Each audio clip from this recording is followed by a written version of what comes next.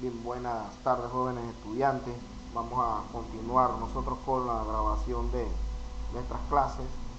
Ahora nos corresponde a lo que son los sistemas de gestión de entradas y salidas, los sistemas operativos, cómo trabaja esto con los dispositivos que tienen que ver con lo que es la entrada, con la salida de los datos, lo que es el manejo de interrupciones, lo que es los controles que existen internamente entre la CPU y lo que es la DMA, la dirección de memoria, de acceso a memoria, ¿verdad? Que actúan como regentes de la distribución de la información para que operen los diferentes dispositivos de hardware, ¿verdad? Operen, trabajen dentro del computador y se pueda pues utilizar por ende, ¿verdad?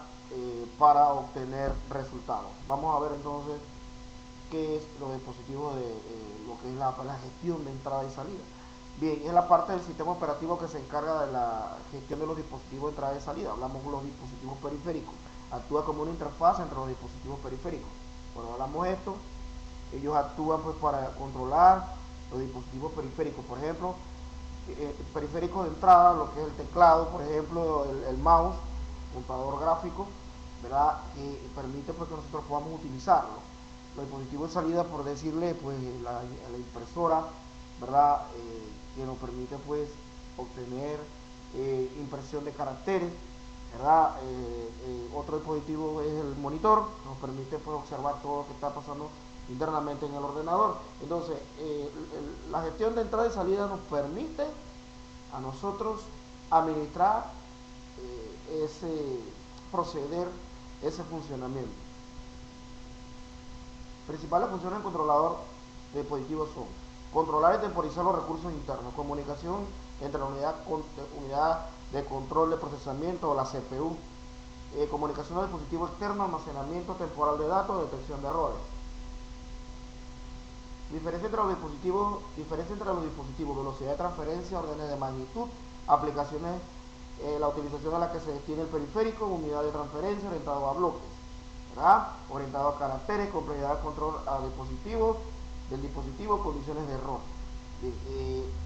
Hay mucha diferencia, ¿verdad? Entre el uso de los dispositivos. Hay unos que almacenan datos, hay unos que solamente envían información a través de caracteres, por ejemplo el teclado, hay unos que solamente se le envía información para que él la expulse hacia el exterior, digamos una impresora.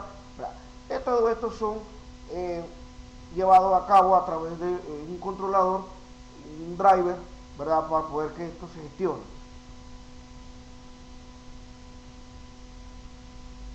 Bien, aquí tenemos los diferentes dispositivos. Vamos a ver si tenemos un tiempo para ver algo concerniente a los dispositivos de entrada y salida, ¿verdad? Que el sistema operativo gestiona su funcionamiento. Controlador de entrada y salida, controlador de programa por programa, entrada y salida controlada por interrupciones. Tenemos la entrada y salida controlada por programa, controlador de entrada y salida controlada por programas, entrada y salida controlada por interrupciones y acceso de memoria DMA, ¿verdad? La memoria DMA que actúa en bloques segmentados de memoria para no, por ende, saturar de procesos a la CPU, la unidad central de procesamiento. Control de entrada y salida, vamos a ver brevemente, es el módulo del computador responsable del control de uno más dispositivos externos y el intercambio de datos entre dichos periféricos con la memoria principal o con los registros de la CPU. El controlador de entrada y salida puede poseer una interfaz interna al computador para su conexión de la unidad de control de procesamiento, la CPU y la memoria principal. Una interfaz externa al computador para su conexión con el dispositivo externo.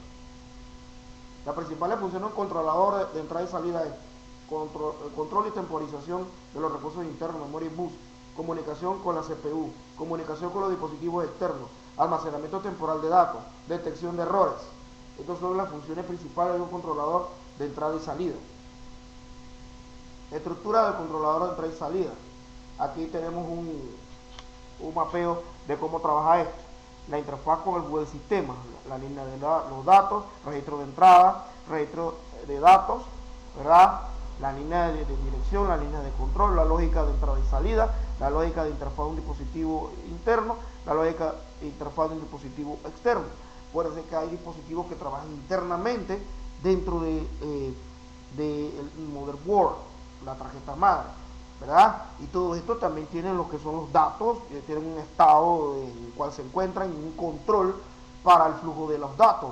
Igual un dispositivo que se encuentra externo, un dispositivo periférico externo, digamos un escáner, una memoria, todo esto se lleva a cabo a través de un registro de estado, un registro de datos, una lógica, y pues la lógica si es externa o interna, para que pues trabaje interiormente en el computador o exteriormente, dependiendo del dispositivo que sea. Los tipos de registro, puerto del controlador: tenemos registro de datos, buffer de entrada y salida, registro de control, registro de estado. Hay tres maneras de utilizar el bus de interconectar la CPU: con la memoria, la unidad de entrada y salida, dos buses independientes, uno con la memoria, el bus del sistema, y otro para el sistema de entrada y salida, bus de entrada y salida, computadores con unidad de control de procesamiento, ¿verdad? Más lo que son los procesamientos de entrada y salida, un bus común para la memoria del sistema de entrada y salida, pero con líneas de control independientes para cada uno, un único bus con líneas de control también comunes, localizadas en la memoria. Entrada y salida controlada por programa. Funcionamiento: los datos se intercambian entre la unidad de control de procesamiento o la CPU y el control de entrada y salida. La CPU ejecuta un programa que tiene el control directo de la operación de entrada y salida, incluye la comprobación del estado del dispositivo, el envío de una orden de lectura y escritura, la transferencia del dato. Cuando la unidad central de procesamiento emite una orden al controlador de entrada y salida, debe esperar hasta que finalice la operación. Si la unidad de control de procesamiento es más rápida que el controlador de entrada y salida, se malgasta el tiempo de la unidad de control de procesamiento o la CPU. Bien, aquí tenemos un pequeño diagrama de flujo donde dice enviar la orden de entrada del controlador de entrada y salida, leer el registro del estado del controlador de entrada y salida, comprobar el estado, si está listo, si no está listo tiene que volver a enviar la orden, transferir el dato de registro, de los datos de la CPU, escribir la palabra en memoria, ¿verdad? Si está hecho, toma la decisión sí, pasa la siguiente instrucción, si no, entonces vuelve a leer el registro. Como se ve en el esquema, el procesador examina continuamente el estado del dispositivo de entrada y salida que se está preparando en la siguiente transferencia. Este bucle utiliza tanto para entrada como para la salida, se denomina bucle de espera activa. O sea, verificar si todo está en orden para proceder a el proceso. Si no está en orden, tiene que volver a escribir, porque pudo haber ocurrido una interrupción. Tiene que volver a leer, ¿verdad? Corrijo, para volver a leer. Por eso aquí lo decía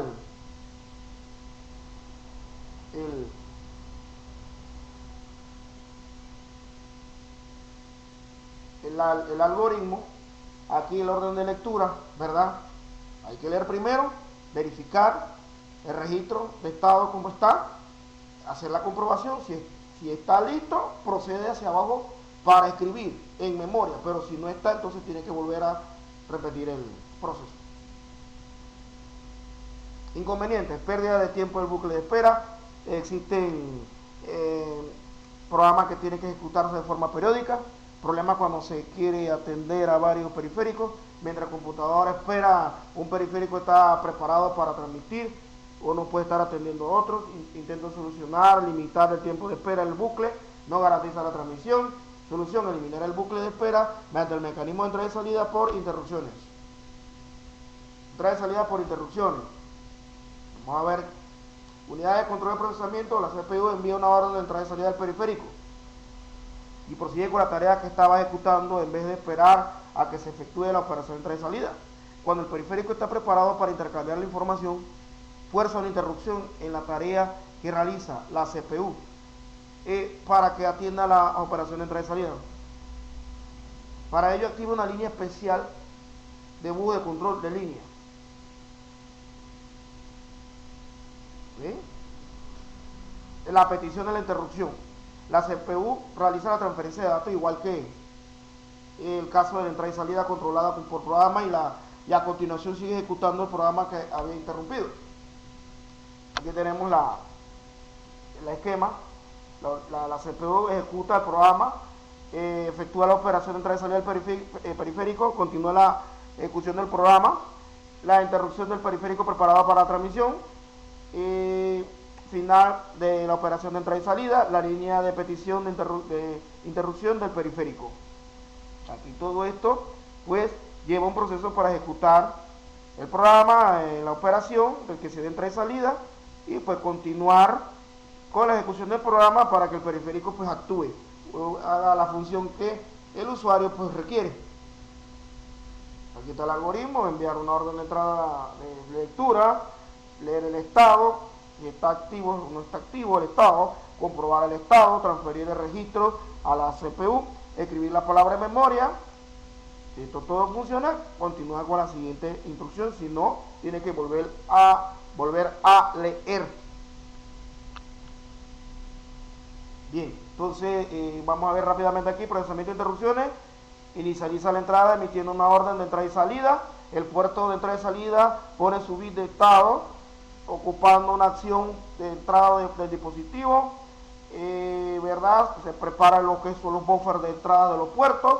Cuando el procesador está en modo interrumpible, es decir, la instrucción en progreso ha finalizado y las interrupciones habilitadas y la petición de interrupción puede que resulte más prioritaria, más elevada, se secuencia el hardware a cuenta del dispositivo, se habilitan las interrupciones, se salva la parte del contexto del hardware, se identifica la fuente de interrupción, se hace una encuesta, hace una vectorización y se transmite al control de RSI.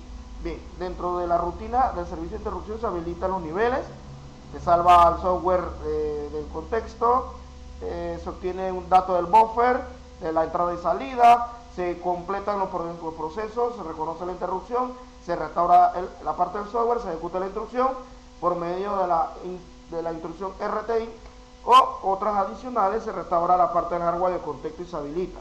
La unidad de control de procesamiento ejecuta el programa interrumpido.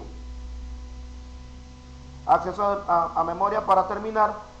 Lo que el DMA, dirección de memoria, dirección de acceso a memoria, o DMA, los dos métodos vistos inconvenientes de que requieren intervención activa de la unidad central de procesamiento para requerir los datos de memoria del periférico. La técnica de acceso a memoria DMA requiere un módulo adicional conectando al bus del sistema. El controlador DMA es capaz de hacer las funciones asignadas a la CPU y asumir el control del sistema. Bien, la DMA, lo que es la dirección, la dirección de memoria, permite trabajar a través de bloques de segmentos de memoria, para que usted pueda utilizar tarjetas gráficas, puede utilizar puertos con el objetivo de utilizar dispositivos periféricos, ¿verdad? Pero él trabaja asignando bloques de memoria. Bien, entonces así trabaja la DMA para ayudar a la CPU en despejar los procesos. Bien, vamos entonces a grabar otro videito más corto correspondientes a explicar algo sobre los dispositivos de entrada y salida, ya los periféricos, y la actividad que tienen que realizar. Gracias.